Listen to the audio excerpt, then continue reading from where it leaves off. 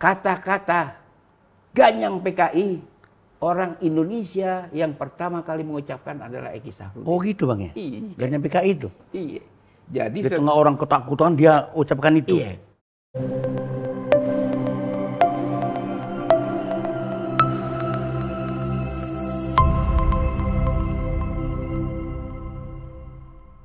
Bang Ridwan, Yes. dalam perjalanan waktu yang panjang ini, Abang sudah menjadi tokoh, Bang ya. Sejak dari aktivis mahasiswa sampai Abang menjadi anggota parlemen dari partai, Abang menjadi aktivis PBHMI, kemudian Abang menjadi budayawan, ya. Abang menjadi sejarawan, aktivis politik, bahkan belakangan Abang menjadi YouTuber. Gimana Abang menjalani dunia aktivis samping Abang membaca, Bang? Saya lihat cara Abang mengungkapkan, mengekspresikan ilmu pengetahuan lengkap dengan bacaan. Itu gimana Abang membaca sehari buku dalam sehari, Bang? Sementara Abang jadi aktivis. Begini ya, kita dari yang mendasar dulu ya, bahwa kesehatan tubuh akibat saja dari kesehatan otak. Oh, sehat dulu Bang ya? Otak sehat dulu. Sehat dulu. Dan itu sifat otak dan perut sama dalam soal rakus. Tetapi kalau perbedaannya, kalau perut itu dikasih makan aja apa aja mau. Kalau otak nggak mau. Oh, oke, ada filter dia. Iya, dia di samping ada filter, dia mesti berjenjang. Mesti Oke. terus hari meningkat. Nah, itu yang menyebabkan karena saya harus mengkonsumsi otak saya, itu yang pertanyaan Anda tadi. Iya. Jadi harus baca. Saya harus baru.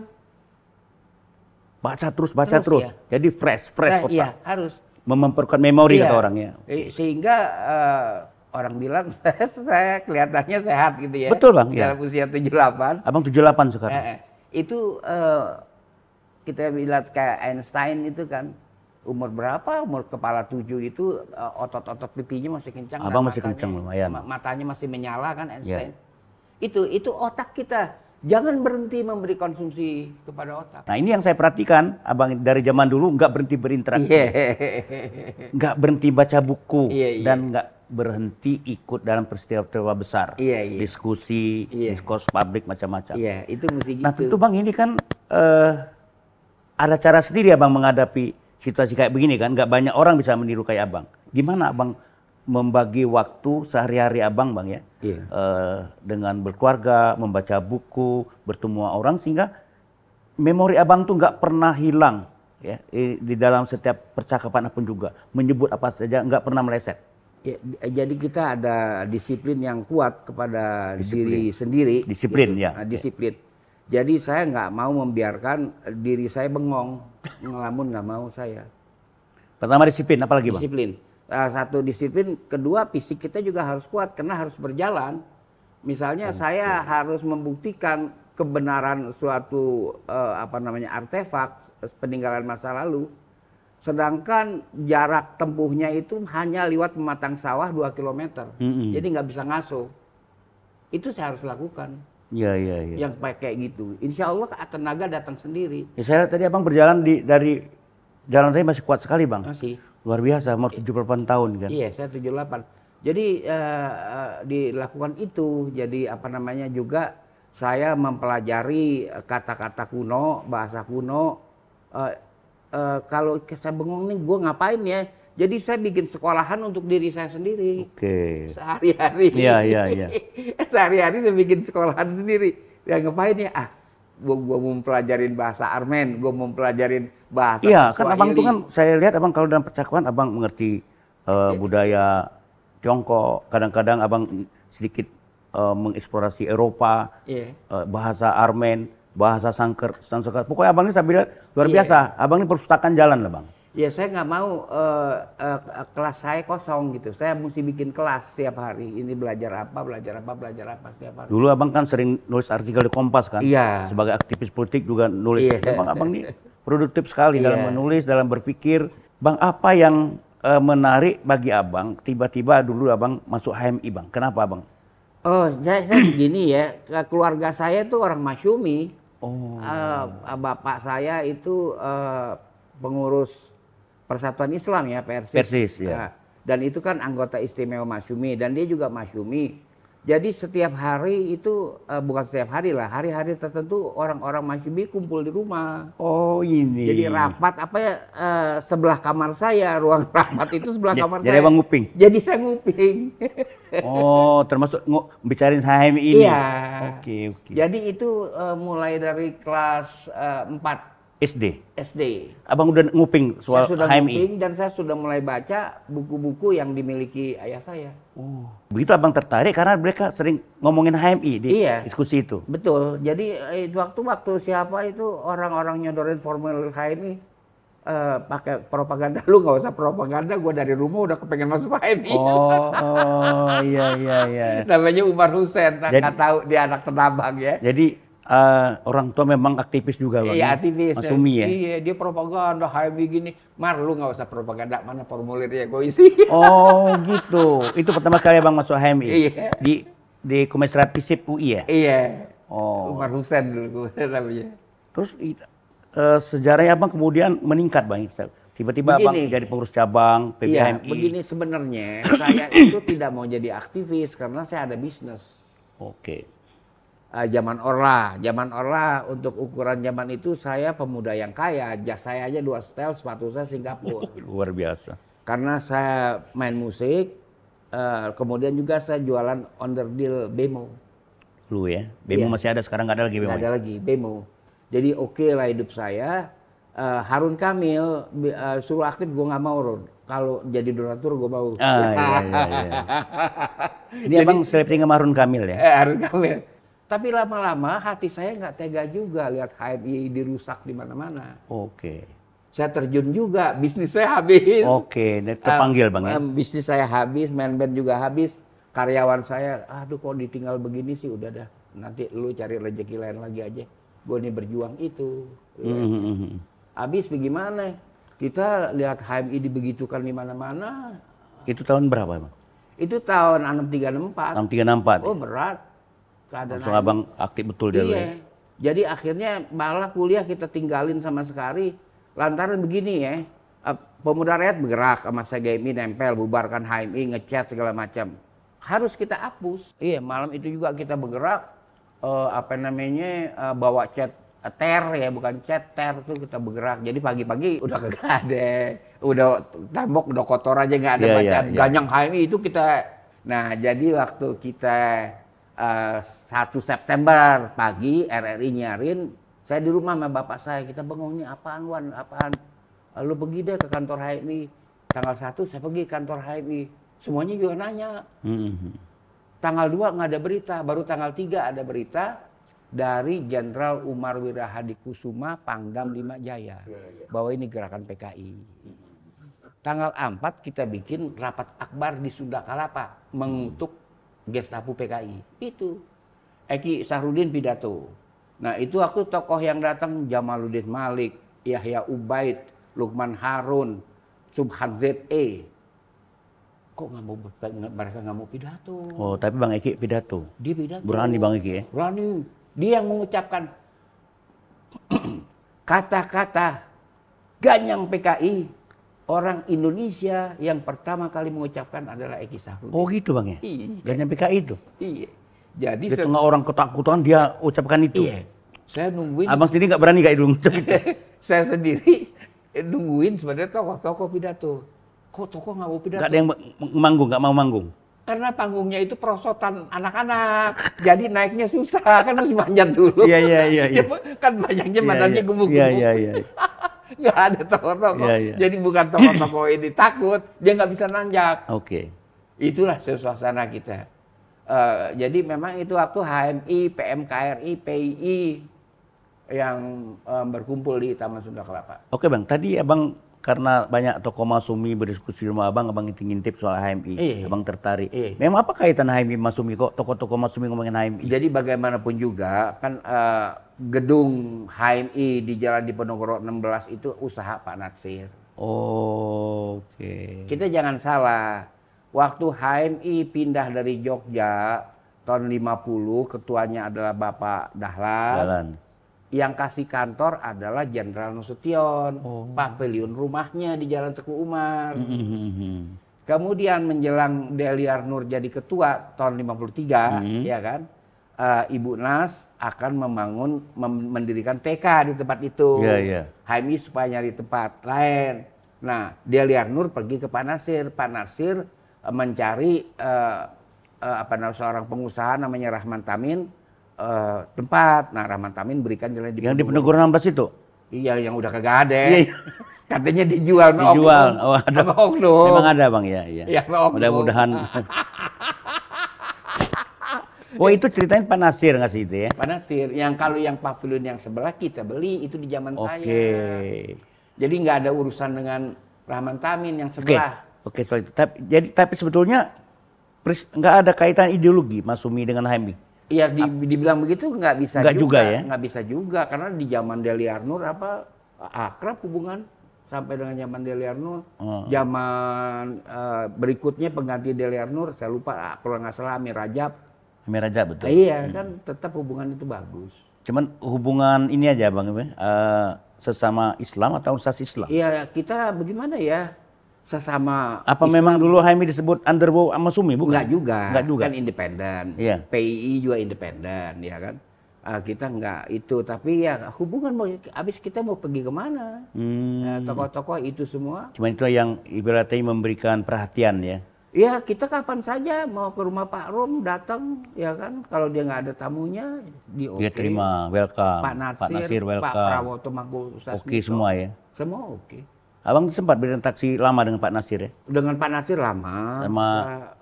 Menarik juga bicara dengan beliau. Kemudian dengan Pak Rum juga lama. Sempat itu ya berinteraksi juga Pak Rum ya? Dengan Pak Kasman juga. Jadi abang dengan tokoh-tokoh lama itu abang berinteraksi. Pak Kasman juga ya? Iya, tapi luar bukan biasa. dengan Mas Sumi aja. Juga dengan TB Simatupang. Oh iya, abang dekat juga ya? Iya, Jenderal TB Simatupang ya? Saya kenal mereka semua secara pribadi. Selain dengan Pak TB Simatupang siapa bang? Lalu Leimena. Oh Leimena bang juga sering? Oh ya kenal dong dari SMP. Kenal baik ya? Dari zaman saya SMP. Oh dia? Iya kan teman anak dia Vivekananda itu kan teman saya sebangku. Saya bergaul dengan elit politik tahun 50. Agak berbeda lah. Mereka walaupun berpakaian bahannya sederhana ya, tapi pantas saja. Dilihatnya enak. Karena intelektualnya mungkin iya, bang. Iya, karena itu pancaran intelektual itu. Iya. Dia nggak perlu apa yang ditampilkan fisik material, tapi pancaran intelektual itu. Kalau kita bicara dengan Pak Nasir, sebentar dia ngutip novel Cyrano de Bergerac. Aduh, saya belum baca. Iya. Iya kan? Dengan Pak Leimena juga begitu ya? Dengan itu juga mereka begitu. Mesti bicara novel dunia. Waduh, Pak Nasir ditambah lagi pakai simfoni. Beethoven dia bicara. Oh dia. Saya tuh ini. Abang jauh betul Beethoven segala itu ya? Ya tahu dikit, tapi kan saya nggak berani ngomong. Iya belum. Kan? Ntar digocek abis sama Pak Nasir, ya kan? Karena Pak Nasir kan pemain biola. Tapi jangan perhatikan bang, semua tokoh-tokoh yang terkenal selalu kenal musik bang. Jadi apa rasa seninya itu tinggi sekali. Itu memang apa naluri bawaan atau gimana? Kayak abang juga senang musik seperti ini. Saya umpamakan gini Pak Subhan ya. Satu hari saya dipanggil Pak Subhan untuk diomelin. Ridwan, kamu mengadu saya, memperhadapkan saya di panel-panel diskusi dengan orang-orang yang saya tidak berhajat. Kata dia, loh kan Pak itu tokoh-tokoh semua Bapak. Saya hadapin Umar Khayyam, Selo Sumarjan, TB Sumarlin. Ini Umar Khayyam seniman nih? Iya, budayawan. Bapak sudah bicara semua. Saya masih belum puas. Oke, Bapak akan saya hadapkan dengan Titi Puspa. Oh. Wah, kamu gimana? Iya, saya bilang. Bapak nanti datang di Gedung Stania, saya bikin acara. Saya undang Titi Puspa. Iya. Iya kan? Saya undang itu waktu tahun 72. Abang sebaya sama Titi Puspa? Lebih tua Titi Puspa mungkin? Lebih tua Titi Puspa. 80 dia? Iya, 72. Akhir Desember 72 atau Januari 72 Desember. Oke, Pak Subhan datang. Dia pidato bagus sekali, terus dia duduk. Titi Puspa bernyanyi. Kok kayaknya Trump ya? Titi Puspa mengundang Mas Subhan nyanyi. Itu yang saya bilang saya adu. Saya adu Mas Subhan di Titi Puspa. Tapi begitu tampil mendadak bisa juga dia kan? Wih, dia nyanyi lagu Love Story saya masih ingat. Love Story? Wih, tepuk tangan orang semua kagum. Nah, di luar saya... Suaranya juga bagus, Bang? Bagus. Bagus dan dia hafal. Dan abang bisa nangkap love story itu. Waduh. Dan dia hafal kata-katanya. Itu saya katakan bang, tokoh-tokoh lama, aktivis lama tuh kenal lagu-lagu bagus. Ya. Abang sendiri lagu apa bang yang paling abang sukai bang, samping love story tadi? Ya kita lagu-lagu pop, apa nih yang barat, yang Indonesia masa-masa lalu lah. Apa yang masa lalu abang lagu pop? Ya masa lalu kebanyakan S. Effendi. Ya kan? Judulnya apa bang?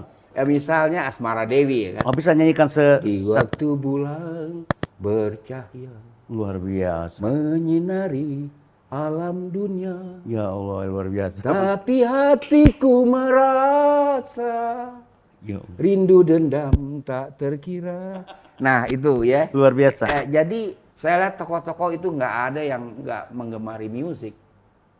Dan termasuk abang sendiri. Iya dan berkelas musiknya. Semua berkelas bang. Oh, iya kelas. Kalau saya baca riwayat hidup orang tokoh-tokoh itu semua musiknya berkelas. Iya.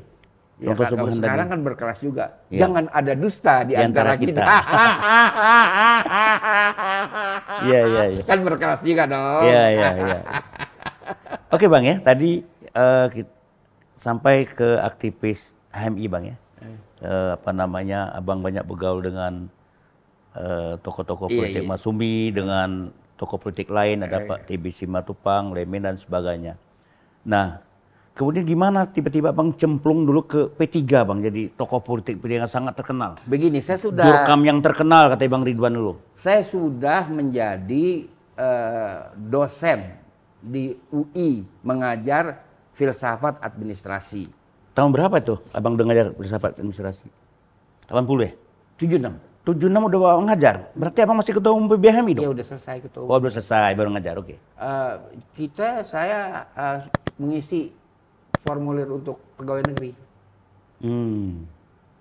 Taunya Pak Ismail Hasan nelpon, Pak Mintar aja nelpon suruh masuk P3. Oh gitu diminta abang ya? Iya diminta. Waduh saya nih kan mau jadi udah dosen nanti tinggal jadi PNS. Saya bilang itu terus saja katanya. Oh gitu. Nggak taunya ketika disiarkan di koran saya dipanggil sama Ibu Miriam Budiarjo dekan mengembalikan Formulir? formulir saya. Langsung abang okein bang ya? Apanya? Jadi anggota partai? Saya oke lah. Habis dibilang keadaan kita begini, keadaan kita begitu macam. Apa bang pertimbangan mereka kok tiba milih abang waktu itu? Saya nggak mengerti. Ini sebelum aku kasih tahu abang ya, kenapa abang, Nggak tahu karena saya. abang digemarin orang di PK3 dulu, Iya. termasuk saya dulu bang. Iya. Oh bang Ridwan kampanye katanya bahwa saya datang dulu. Saya belum anggota partai, Jadi tapi itu. saya seperti betul beliau. Ini jadi singa ya. podium kata orang dulu. Pak Ridwan Ya begitulah perjalanannya bursa. Jadi apanya saya nggak tega juga cerita dari Pak Ismail Hasan keadaan P3 kan. Ya, Itu ya. baru gabung ya kan. Waduh. Tahun 77 ya gabungnya? Oh iya, saya 76 gabung. 76, tapi masuk parlemen tahun 77. Iya. Periode pertama itu ya? Iya. Terus lanjut periode kedua? Iya. Jadi 2 periode dulu bang? Iya, 2 periode. Setelah itu abang kemana? Masih Setelah P3? itu saya mengerjakan aktivitas keilmuan. Saya pergi riset. Berarti keluar betul dari kepartaian Iya, nih, politik iya, ya? iya. Jadi belum pernah partai lain bang ya? Ya ada partai, saya kan dulu Oh, Masumi ya? Masumi baru, Masumi baru. tahun 95 Iya, betul. November. Itu Iya. waktu kan menyebut kata Masumi boleh dikatakan susah. Takut orang nyebutnya. Saya iseng-iseng gue deklarasi Ternyata nggak apa-apa juga. Tahu-tahu nggak apa-apa. Iya, nggak apa-apa.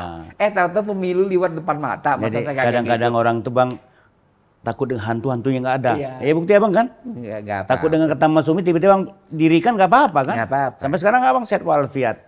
Iya Jan, satu itu, keduanya kan udah jadi biasa aja Iya. mengucapkan kata Masyumi kan.